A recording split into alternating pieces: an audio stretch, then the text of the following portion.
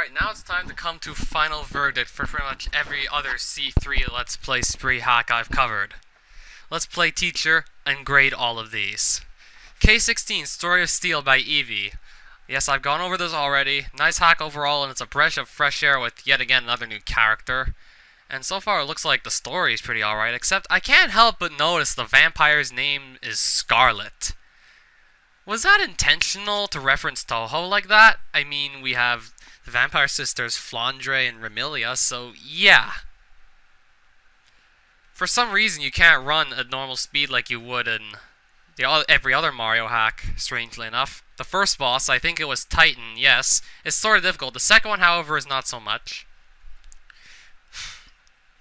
There was misleading scenery in Planet Oreo, and also the first level with some blue things you could go behind in the first level that I thought I'd be standing on. When I say misleading scenery in Planet Oreo, I mean these ledges.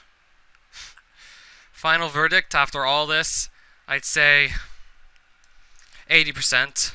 Not quite as strong and high up as its predecessor, Sikari, but still a valiant effort overall. Good job and good luck with the rest of the hack.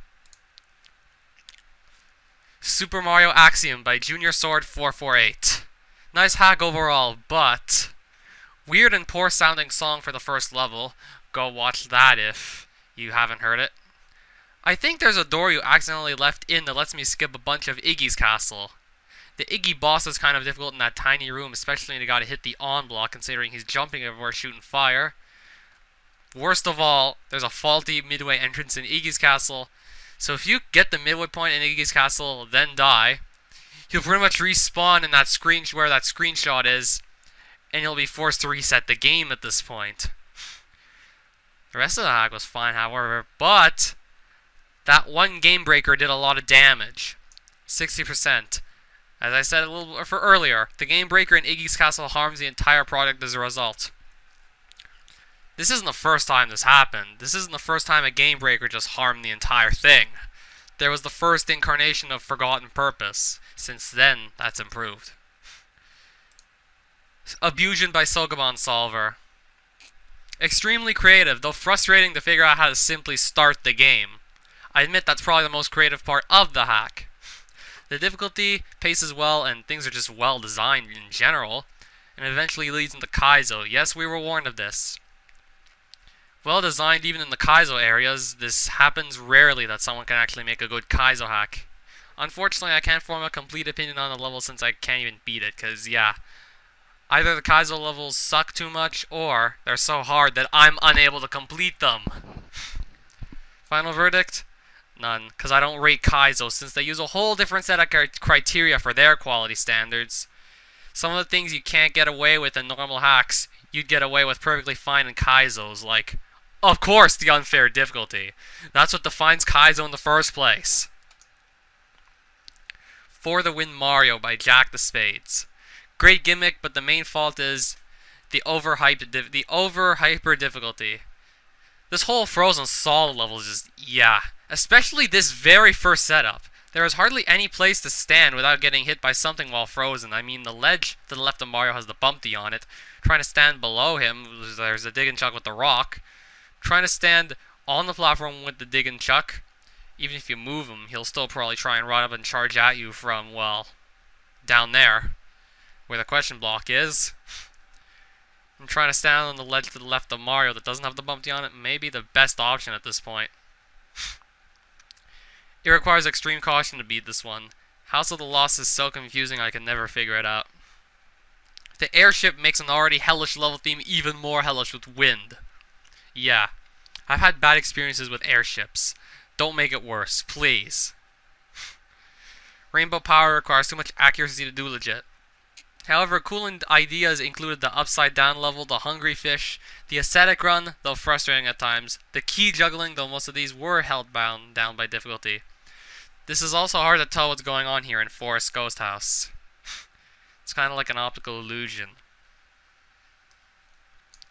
Final rating of 75%.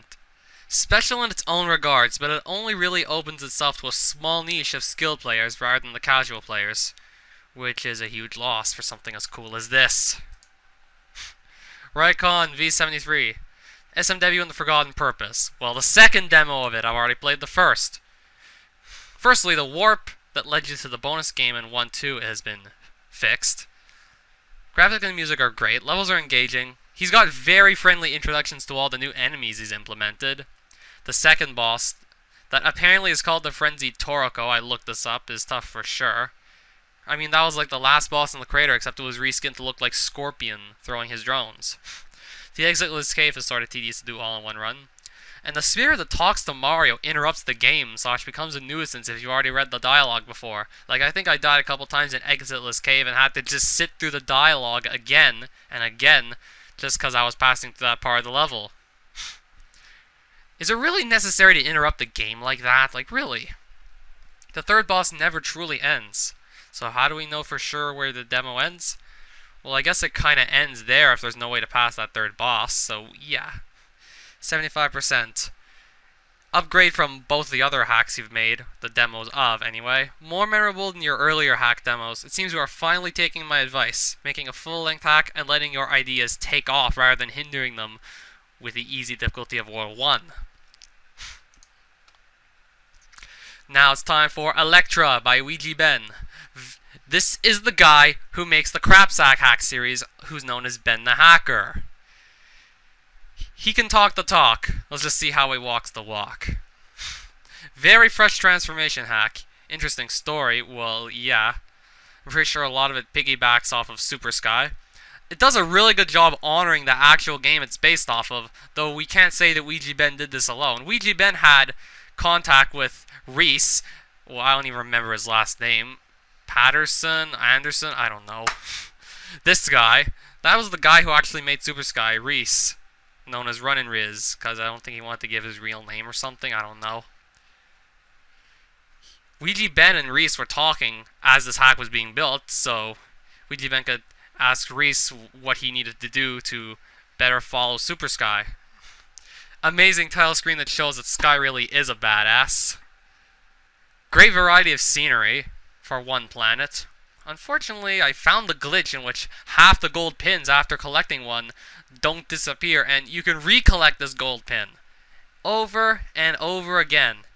It's easiest to do in Goldenrod Hills to get easy one-ups, considering you could warp into a submap and then warp back out to the same place. I'd say 80%. Always nice to see some transformation hacks out there. Even better to give a lost game a second chance. I mean, Super Sky had the potential and all. And it's cool to see that people still think about it. Most people would even deny its existence, because yeah. SMW The Huge Adventure by Bandicoot.